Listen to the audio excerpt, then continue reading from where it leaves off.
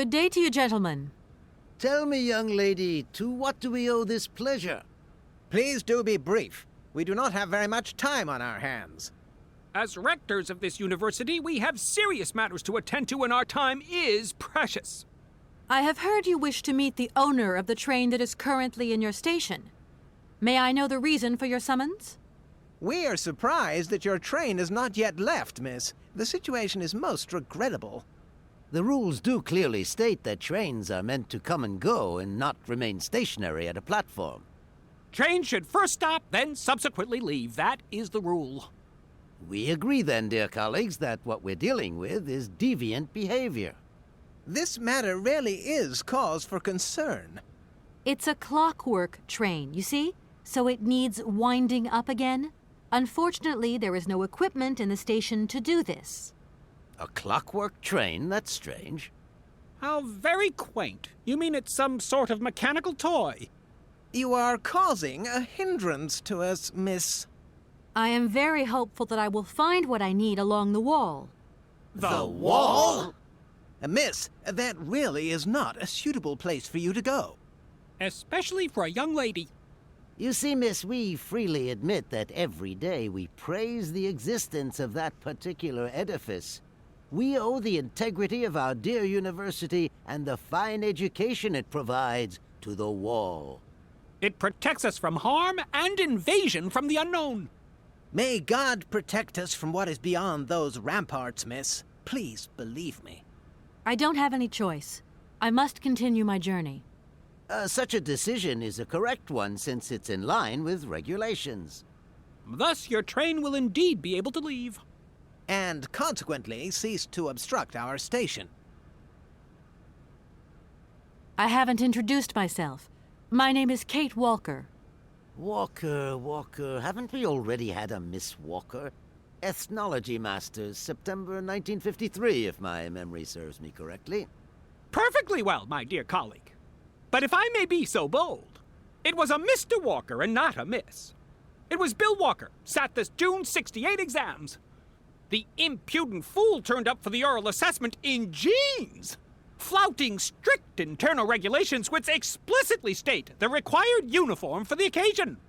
Pure incitement. It was scandalous. Sadly, we have seen worse since. Young people lack all respect of traditional values. Tradition, young lady. One must always uphold tradition. You see, I didn't actually intend to stop here, but the springs of my train gave up, you see? No, not really. You mean to say you're not a student? You have arrived a little late in the term, miss. Enrollment for this year has already terminated. But as rectors of this university and therefore representatives of its highest authority, we could bend the rules a little, if you like. You don't understand. I'm a lawyer from New York, or rather Valladolid more precisely. My client wants to buy out an old mechanical toy factory, but its heir isn't actually dead and is living somewhere in Syberia. I've got to get to him to sign the sales contract. You see? Not really. This is a most peculiar tale. A kerfuffle of the highest order. We have an excellent law school, if you should ever change your mind. Can you possibly help me out here? Miss, your insistence is almost verging on indecency. We cannot constantly be at your disposal. We have many other requests to attend to. If you don't mind, could you not disturb us all the time? Thank you. Does the name Hans Vorarlberg mean anything to you by chance? Ah, one of the brightest, most idealistic intellects to have graced our university. Hans Vorarlberg. I remember speaking to him once. I was still a student at the time. He just stared at me, lost in thought for a while. He scarcely ever said a word. But how can one forget him?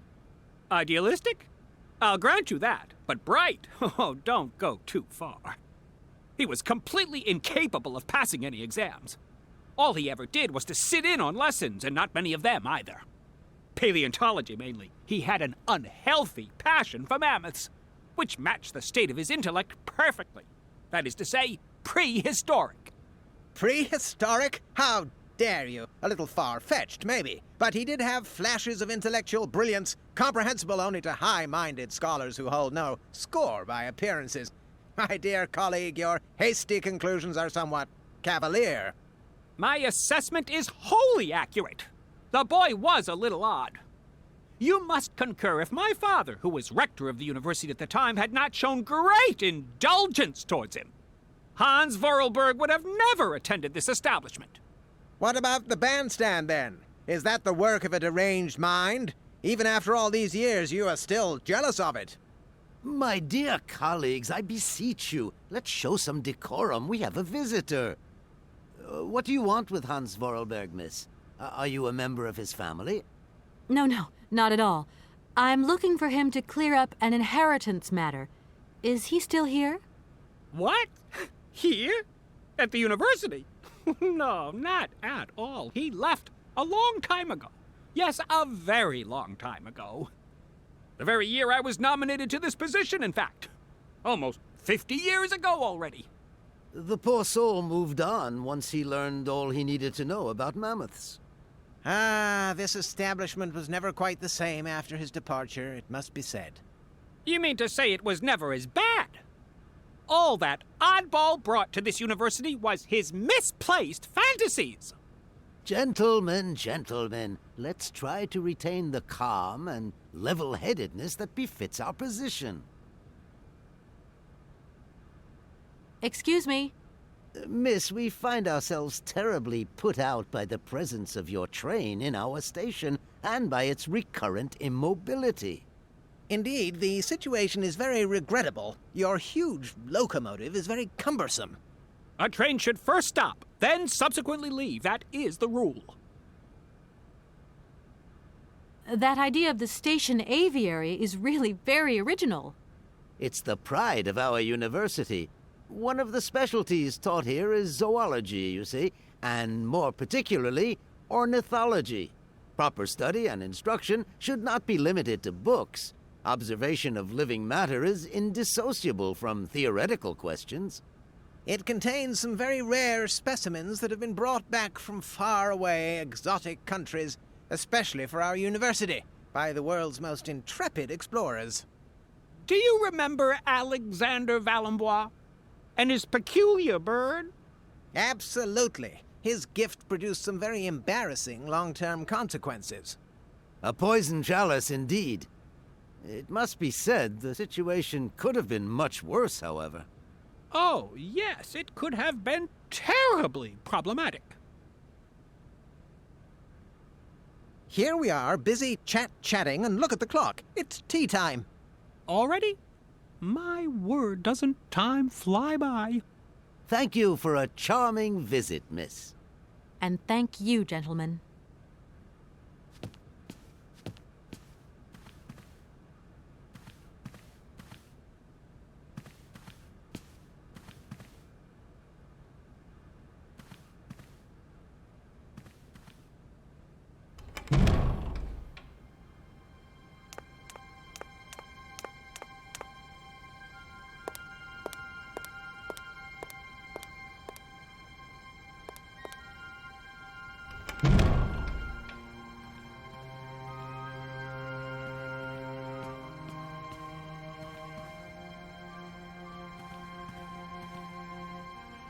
Excuse me. Can I disturb you a second? No. You could be a little bit nicer about it. Keep quiet. In case you haven't noticed, we're somewhere that requires silence and tranquility.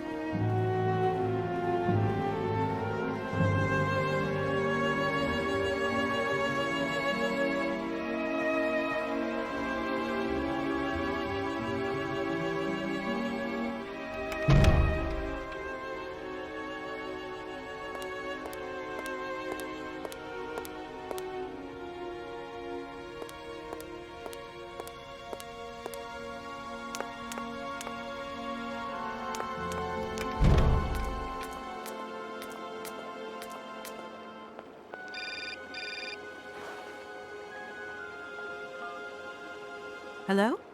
So, you got him then, this heir? Ah, it's you, Mr. Marson. Good day, and how are you, sir? I'll feel a whole lot better when this whole business is over and the sales contract is signed. Where the hell are you? I'm in Barkstadt. What? What in God's name are you doing there? It's a magnificent university town. It would appear Hans Vorarlberg once passed by here several years ago. So if he isn't there anymore, then there's no point hanging around. I hear what you're saying, sir, but I have good reason to believe that Hans Vorarlberg is still alive. For the time being, I'm trying to gather extra information from people who have known him. What's your next destination? I'm not exactly sure yet. Doesn't sound like you know too much, Kate. I just need a bit of time, Mr. Marson. Yeah, well, time is what you ain't got. Keep me posted.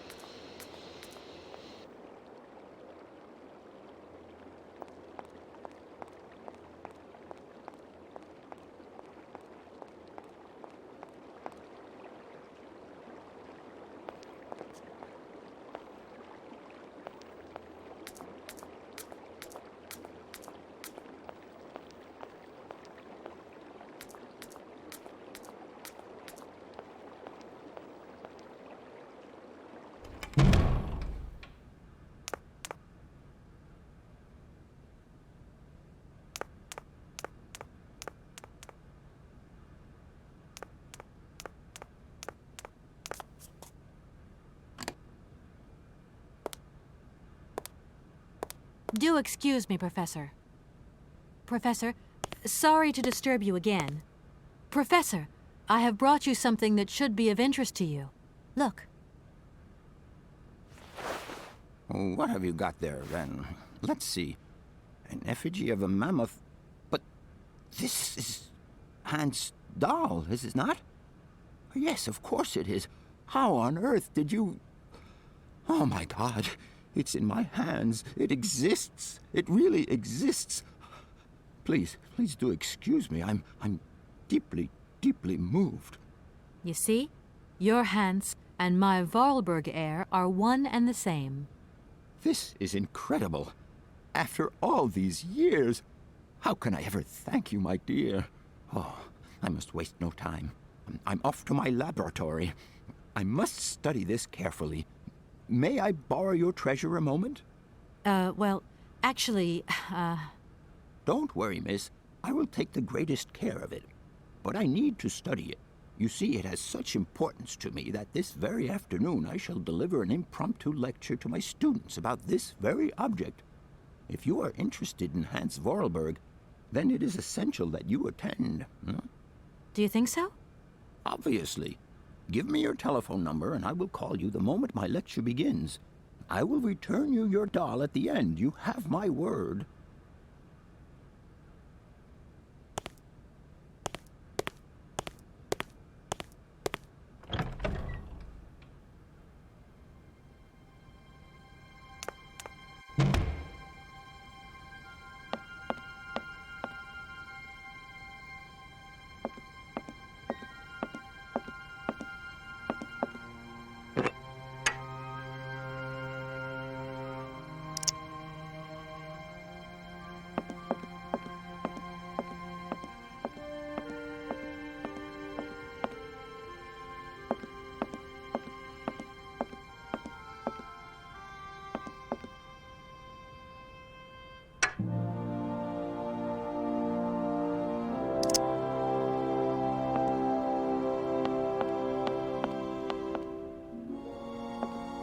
What is it you want to know, miss?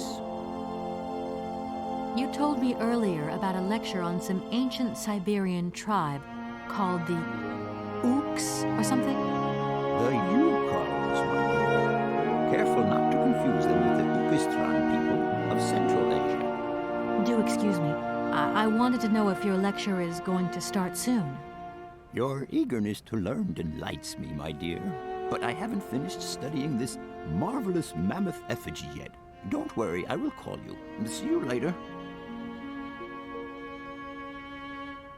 I'll leave you in peace. I hope I haven't disturbed you too much. Sorry? No, not at all, my dear child.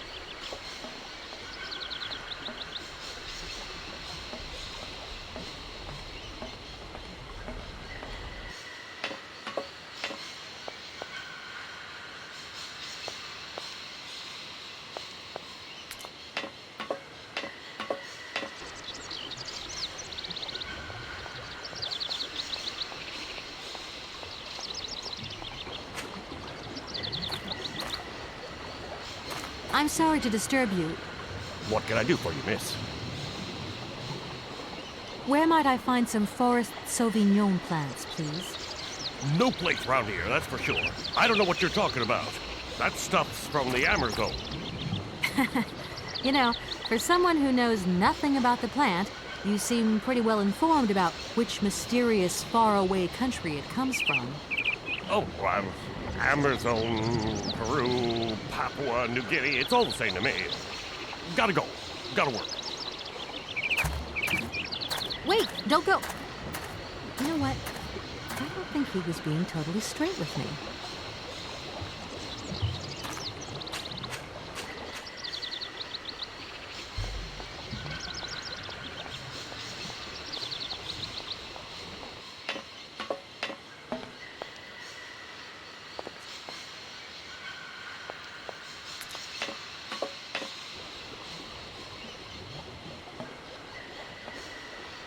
Excuse me, Station Master, but I need you again.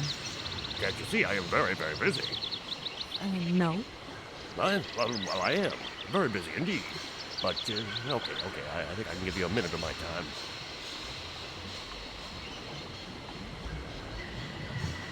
I've just been to see the rectors, and they told me to get the train out of the station as quick as I can.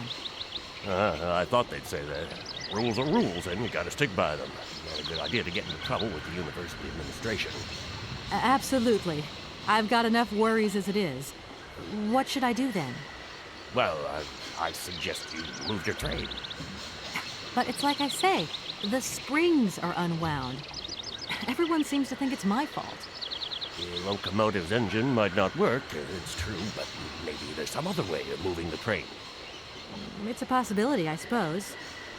What were you thinking of exactly? Nothing. It's just an idea. Anyway, miss, you shouldn't hang around here. I have a job to do. Yes, sirree. I'm looking for a kind of little juicy berry. You don't know where I could find some? Look, lady, the station doesn't have any Sauvignon berries, not even Forest Sauvignon. Funny you should mention it. That's exactly what I was looking for. Forest Sauvignon. Sauvignon, raspberries, red currants, they're all the same to me. And we don't grow none of them here. But you see, I have just read a very interesting book which says that the rare Sauvignon berry is actually cultivated here in the famous Barokstadt University aviary itself. Wow, if it's in a book, then don't believe everything you read, miss. I don't know why, but I don't think you're telling me the truth. What do you mean? I don't know. How should I know where to find your stupid grate? Go ask your professor, what's his name, Pons, the paleontologist. But you're the master of this station, so you should know better than anyone. Nobody tells me anything. I don't know. Go see the old guy with the fossils. I won't disturb you any longer, Mr. Station Master. Welcome to Barokstadt, miss.